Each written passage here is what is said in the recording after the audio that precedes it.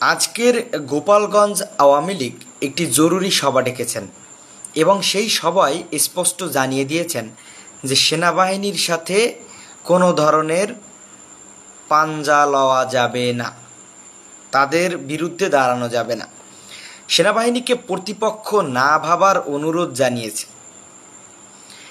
আজ দুপুরে গোপালগঞ্জের জেলা আওয়ামী লীগ কার্যালয়ে একটি জরুরি সভায় জেলা কমিটির সাধারণ সম্পাদক জিএম শাহাবুদ্দিন নেতাকর্মীদের প্রতি এই অনুরোধ জানান।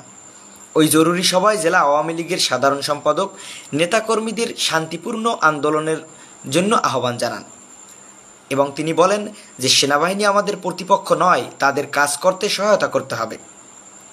তিনি হুঁশিয়ারি উচ্চারণ করে নেতাকর্মীদেরকে বলেন যে এরপর কোনো নেতাকর্মী যদি বিশৃঙ্খলা করেন তাহলে জেলা আওয়ামী লীগ তার দায়িত্ব নেবে না।